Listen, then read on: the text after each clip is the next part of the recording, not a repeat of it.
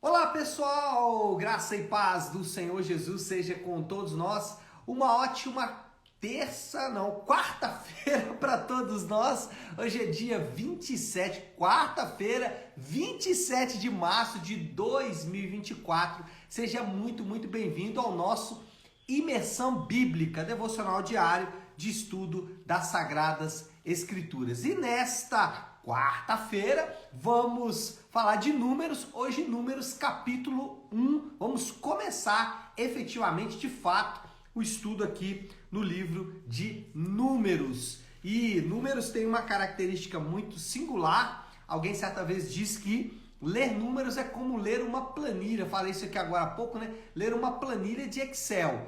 Às vezes é muito desconfortável ler uma planilha de Excel, mas tem ali informações muito precisas. E aí, falando aqui acerca do livro de Números, tem informações precisas acerca do caráter e da natureza de Deus. E é basicamente isso que a gente vai fazer aí ao ler o livro de Números, encontrar pedras preciosas acerca do caráter de Deus.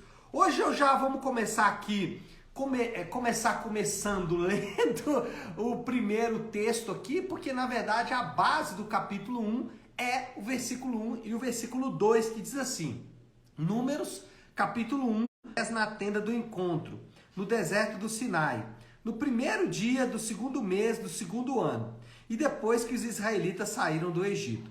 Ele disse: façam um recenseamento de toda a comunidade de Israel pelos seus clãs e famílias, alistando todos os homens, um a um, pelo nome.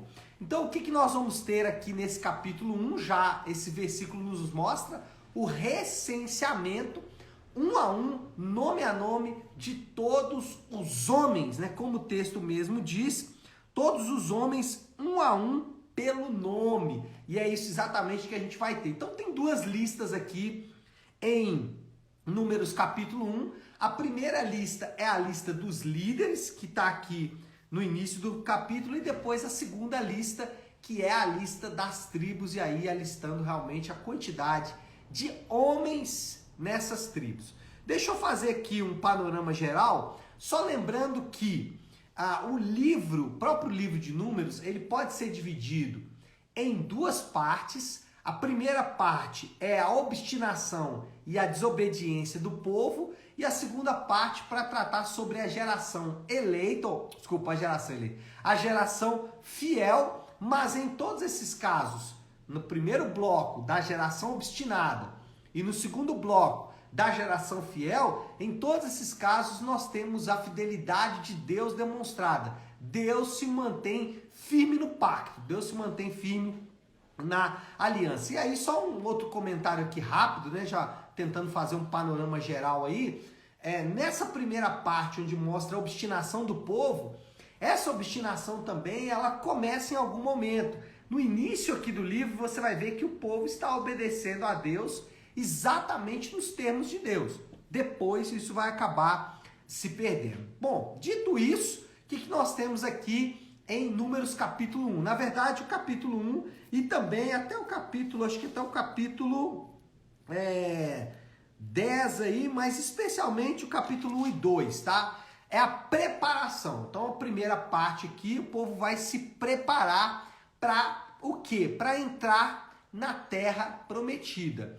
Depois de ficar quase um ano, ou seja, eles saem ali do Egito e ficam quase um ano recebendo no Sinai, né, no Monte Sinai, recebendo instruções do que significa ser, em Êxodo, a nação de reis e sacerdotes, e em Levítico, a nação santa. Então, o que nós temos aí, tanto na parte final do Êxodo, construção do tabernáculo e tudo mais, e depois a segunda parte, que é a parte de Levítico, essas duas partes, elas estão ali exatamente para preparar a nação em termos do que significa ser reis e sacerdotes e do que significa ser uma nação santa. A preparação, então, para entrar na terra, fazendo aqui esse panorama do capítulo 1, a preparação para entrar na terra envolve elementos como organização militar e organização social. E é o que a gente vai ver aqui. No Números capítulo 1, essa organização ela é militar, ou seja, por que foi feito o recenseamento? Exatamente para saber quantos homens haviam capazes de lutar, de ir para a guerra. E aí depois, no capítulo 2, a gente vai ver como essas tribos se organizam em seguir nesta... Deu um pique aí de internet? Deixa eu fazer um negócio aqui. Pronto.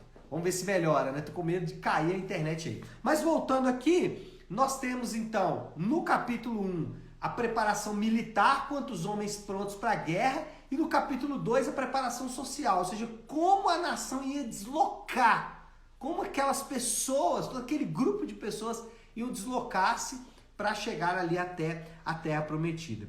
O texto do capítulo 1, ele tem uma descrição. Qual é a descrição dele? Primeiro, ele faz a sua ambientação, versículo 1, aonde eles estão, qual é o cenário, e aí o versículo 1 fala, né? O Senhor falou a Moisés na tenda do encontro. A gente tem que lembrar que a tenda do encontro era aquela tenda provisória, né? Para que Moisés falasse face a face com Deus. Então, ó, o Senhor falou a Moisés na tenda do encontro, no deserto do Sinai, no primeiro dia do segundo mês do segundo ano. Ou seja, o texto deixa claro ali quando aconteceu essas coisas. E aqui tem um ponto importante que às vezes a gente passa a partir dessas informações como se elas não fossem importantes. Porém, elas são importantes até do ponto de vista histórico, para saber exatamente aonde aquilo está posicionado dentro da história. Muitas descobertas arqueológicas, elas comprovaram textos bíblicos e elas puderam comprovar por quê? Porque o texto bíblico registrou informações como essas aqui, que para nós são informações irrelevantes. Então a ambientação onde eles estavam, versículo 1, depois a preparação e a nomeação dos recenseadores, versículo 2 até o versículo 19, aí os líderes ali de cada tribo. Depois a contagem de acordo com cada tribo, versículo 20 até o versículo 46, né? E aqui é aquela impressão mesmo de estar lendo ali uma planilha, né? Dos descendentes de Judá. Então, qual tribo? Homens acima de 20 anos. Qual quantidade? Então, parece que está ali, você está lendo aqueles blocos ali, aquelas colunas ali, né?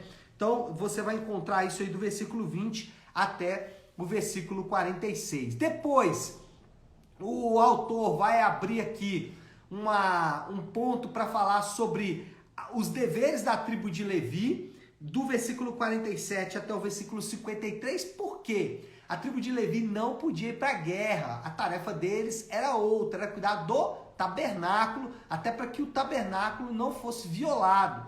Lembra que nós lemos lá em Levítico, né, que para entrar no tabernáculo tinha toda a cerimônia que o levita tinha que fazer para poder chegar ali e, de fato, servir ao Senhor de maneira correta.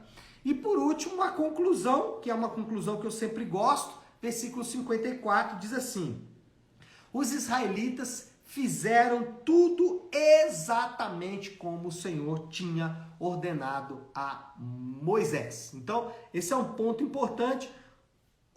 Os israelitas fizeram conforme o Senhor havia ordenado. Aplicações do texto agora, gente. Como que a gente pode aplicar esse texto à nossa realidade? Bom, primeiro, você tem que observar que o texto tem um aspecto altamente comunitário. Qual é a nossa tentação diante de um texto como esse? Qual é a tentação de muita gente ao ler um texto como esse? Olha, tá vendo? Israel era organizado, Deus era organizado e nós temos que ser organizados em nossa vida também. Bom, a conclusão, ela está correta. Nós temos que ser organizados mesmo. Porém, a premissa está errada. Por quê? Porque o texto não está falando de aspectos pessoais. O texto está falando de aspectos comunitários. Ainda que ele possa nos dar aí bons insights sobre a nossa vida pessoal, mas o texto tem um aspecto comunitário, ou seja, é a nação de Israel que está envolvida aqui nesse processo. E aí, se a gente for pensar de maneira muito clara, é o povo de Deus que está aqui envolvido nesse processo. Segundo, outro ponto importante aqui introdutório, é que existe um link natural do texto com as promessas de Deus. E aí, como que existe um link do texto com as promessas de Deus? No caso, o texto quer mostrar que Deus já começou a cumprir a sua promessa feita a Abraão a respeito dos seus descendentes. Lembra que Deus tinha falado com Abraão? Abraão, eu vou te dar uma descendência numerosa. Quando Israel entra no Egito, Israel, ou a descendência de Abraão, eram aproximadamente ali 70 pessoas. Agora, olha a quantidade de pessoas que foram alistadas aqui no censo. O que o texto quer dizer? Deus, ele cumpre as suas promessas. Deus é fiel para cumprir as suas promessas.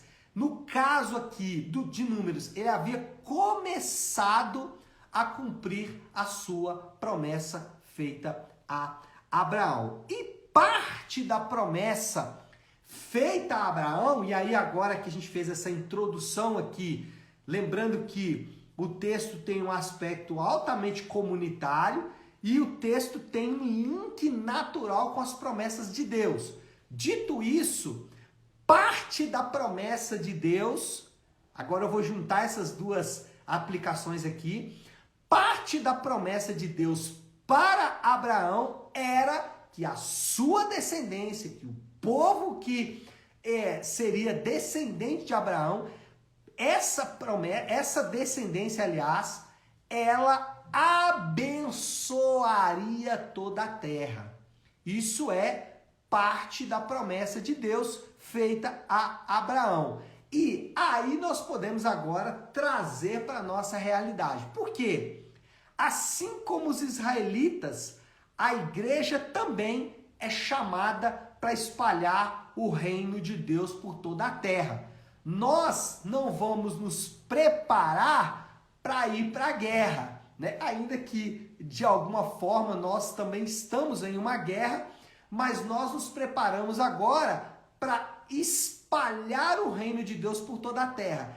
A mesma tarefa que Israel tinha aqui, que era espalhar como um reino de reis e sacerdotes, eles deveriam espalhar a mensagem, espalhar esse reino de Deus também por toda a terra. Então, existe aqui uma ligação entre a tarefa de Israel, prevista aqui no censo, e a tarefa da igreja, que é também espalhar o reino de Deus por toda a terra. Propósito, né? Quer encontrar o seu propósito? Seu propósito é servir a Deus, servindo para espalhar o reino dele por toda a terra. E como nós fazemos isso? Será que tem um método de fazer isso? Ou de qualquer jeito é isso mesmo? Bom, já vimos aqui, por causa de Êxodo e por causa de Levítico, que não é assim, que Deus tem a sua forma correta de fazer as coisas. E qual é a forma que nós encontramos de fazer as coisas? A gente pode pegar aqui, por exemplo, o modelo progressivo proposto por Deus lá em Atos capítulo 1, versículo 8. O que está escrito em Atos capítulo 1, versículo 8? Pois serão as minhas testemunhas. Deixa eu até ler o texto aqui, para eu não cometer o erro de falar errado. Mas receberão poder quando o Espírito Santo descer sobre vocês. O que acontecerá quando o Espírito Santo descer sobre eles? Serão minhas testemunhas, tanto em Jerusalém, como em toda a Judéia, Samaria e até os confins da terra. Então eles vão ser testemunhas, vão receber o Espírito Santo e vão ser testemunhas. Jerusalém, Judéia, Samaria e até os confins da terra. Isso aqui é um modelo progressivo. E esse modelo progressivo, a gente vê ele funcionando aonde? Aqui no livro de Atos. Como esse modelo progressivo funciona? A primeira coisa que você, enquanto povo de Deus, precisa fazer é se preparar para articular o evangelho. Porque se a igreja espalha o reino de Deus por meio de espalhar o evangelho, Então, todo crente deve ser capaz de espalhar o evangelho. E aqui é importante porque nós estamos falando de algo definido, o evangelho, e não parte do evangelho, e não um evangelho diluído, e não um evangelho fake, um evangelho falso, mas o evangelho de Jesus proposto pela Bíblia. Então a primeira coisa aí, como você se prepara, como nos preparamos para espalhar o reino de Deus por toda a terra, assim como Israel também se preparou aqui para espalhar o reino de Deus, ou para expandir o reino de Deus ali na Palestina. Primeiro, nós precisamos conhecer a mensagem do evangelho, porque é ela que nós vamos levar. Nós não vamos com espada, não vamos com metralhadoras, nós vamos com o evangelho. E o que é o evangelho? Então você precisa se preparar, daí a necessidade de ouvir o evangelho constantemente. Segundo, observar a ordem progressiva natural. A ordem progressiva natural ali, para os discípulos, era Jerusalém, Judéia, Samaria e confins da terra. E não era simplesmente uma questão organizacional, tá? Processual. Isso é um processo. Não, era uma questão natural. Eu começo aqui e vou avançando naturalmente, orgânico, né? Como um organismo vivo. E aí, como nós fazemos isso na prática hoje?